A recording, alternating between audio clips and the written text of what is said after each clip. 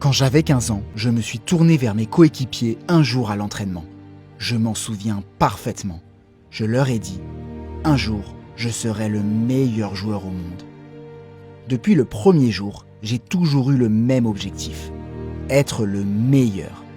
Je me suis entraîné très dur, j'ai écouté les conseils des joueurs d'expérience. Dès le début, j'ai senti que j'étais différent des autres, que j'étais quelqu'un de spécial qui allait réaliser de grandes choses. Mais sans sacrifice, on ne peut rien faire, on ne peut rien gagner. J'ai fait des sacrifices incroyables. Ma famille aussi en a fait. Si je suis celui que je suis aujourd'hui, c'est grâce à ce jour, quand j'étais gamin, ce jour où j'ai décidé que je deviendrais le meilleur. La vie que j'ai vécue, mes rêves, ce que je fais tout par passion. Mon point fort, c'est mon mental. Les chiffres ne mentent pas. Si vous regardez tout ce que j'ai accompli au cours des 15 dernières années, ça résume tout. Effort, dévouement, travail acharné, parce que le talent seul ne suffit pas. He told me, crying, it's not possible, I can't do anymore. I said, the only thing I could say to him, we're gonna win this for you. Cette victoire à l'Euro, c'est pour mes collègues, mon entraîneur, pour le Portugal, pour les fans, pour les immigrés. J'étais si heureux ce jour-là. C'est un moment que je ne peux pas décrire. Quelque chose d'incroyable dans ma carrière. Il faut travailler dur. J'essaye de le faire tous les jours.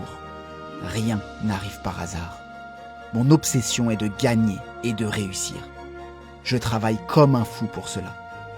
Je donne tellement tout. En fait, ça fait partie de moi. Les records font partie de moi. Je ne cours pas après les records, ce sont les records qui courent après moi. J'adore faire ce métier, j'adore le football. C'est ma passion. Et gagner reste mon ambition suprême. Je pense que je suis né comme ça.